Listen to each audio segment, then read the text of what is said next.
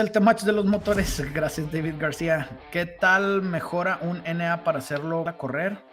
O mejor irse directo a turbo. ¿El Gemi 5.7 tendrá algún beneficio?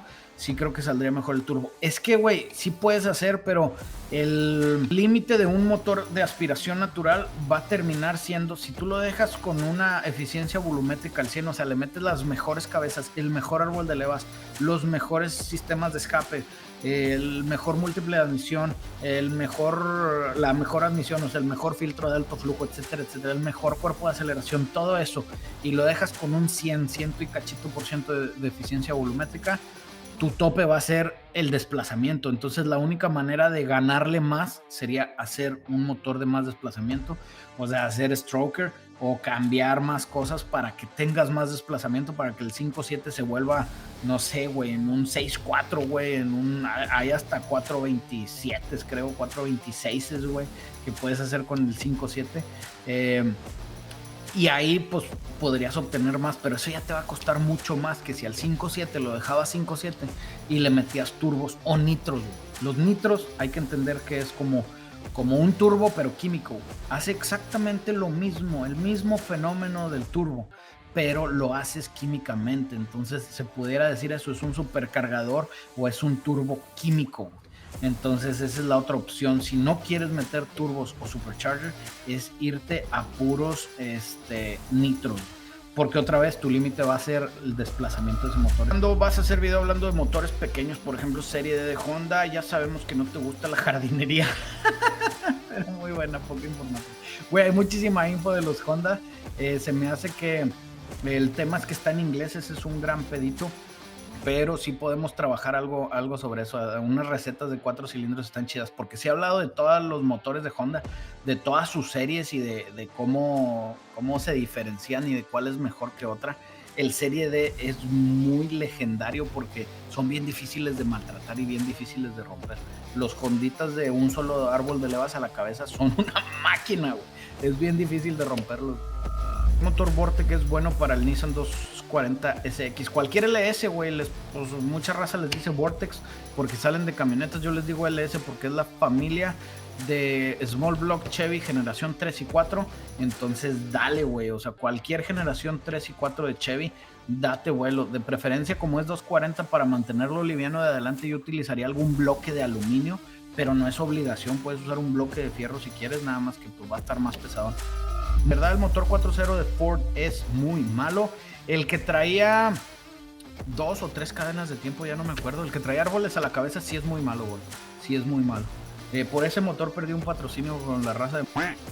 porque dije que la Explorer del 2000 era tremenda basura y me querían para una campaña y los vatos, no, es que estás hablando mal de la marca. Y yo, güey, estoy hablando mal de una troca de hace 20 años que sí es mala, güey. Así que si no te gusta, bueno, muchachos. Igual si reconsideran con todo gusto, pero siempre voy a dar mi opinión sincera. Que eso es algo que me gustó hice un reel de un scanner que estábamos promoviendo que se llama Top Don. El Top Don yo lo usé y me gustó mucho, güey. Y le dije a la raza, mándame el escáner, si me gusta, voy a decir lo que me gusta. Si no me gusta, voy a decir lo que no me gusta, te voy a mandar el video y lo único que tienes de opción es decirme, no lo publiques. Puedo no publicarlo, pero como quiera ya cobré, ya me lo mandaste. Si quieres que no lo publique, no lo publique, pero no voy a decir mentiras nunca, por favor. Quisiera comprar una GMC Sierra 97 con el SLE Z71 4x4. Esas trocas son legendariamente confiables, gordo, porque son muy simples. Son muy sencillas, no tenían cosas extrañas. El motor viene de los últimos tipos de motores de generación 2 de Chevy, los cuales eran tremendamente buenos y tremendamente confiables si los comparas con todas las generaciones de Chevy. Entonces son muy buenos motores. ¿Cuántos caballos de fuerza aumenta el Supercharger al Camaro? Mira, depende de cuánta presión le puedas meter con ese supercharger, güey. Depende de qué tipo de supercargador sea.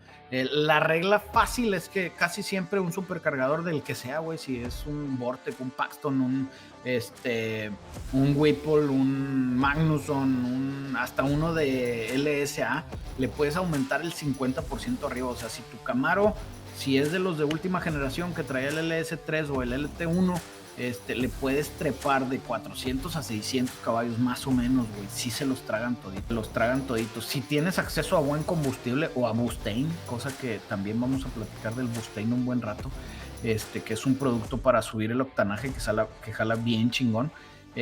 Si tienes acceso a eso, puedes hacer tuneos más agresivos, meterle más presión y de esa manera producir todavía más power. El motor, el bottom end o el medio motor, los internos van a aguantar, güey. Van a aguantar sin rollo. ¿Cuántos PSI le caben a un turbo? No es que le quepan, güey. O sea, los PSI es una medida de presión. Los turbos pueden generar mucha presión dependiendo de su geometría.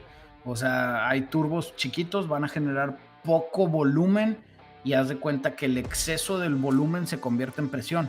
Es como, por ejemplo, a este vaso le cabe nada más esto de agua, pero si yo le meto más agua presurizada, le puede caber el doble de agua en el mismo vaso, ¿me entiendes?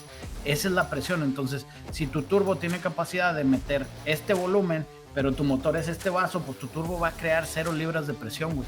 Si tienes un turbo gigante que tiene la capacidad de meter 3 veces este volumen a este vaso, pues vas a tener 3 veces el volumen de presión, güey, ¿me entiendes? Entonces no es qué tanto PSI le cabe al turbo, sino que es qué turbo, qué motor y cuántos PSI vas a generar. Ahora, algo que muchos no entienden, que eso me cae bien mal, güey, es que muchos quieren muchas libras, quiero muchos PSI.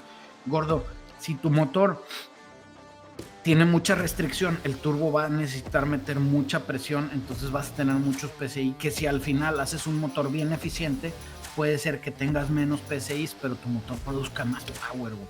Por eso yo les digo, el chiste de los motores es que produzcan, no que tengan muchas PSI. ¿Cuánto crees que se pueda sacar un 5.3 Gen 3 Cam Stage 2? Texas Speed 212, 218, 600 LSA, turbo 10 libras, ok. Con un turbito a 10 libras yo creo que puedes estar sacando, ¿qué será? Más o menos por ahí de que unos 600 caballitos, güey, a gusto.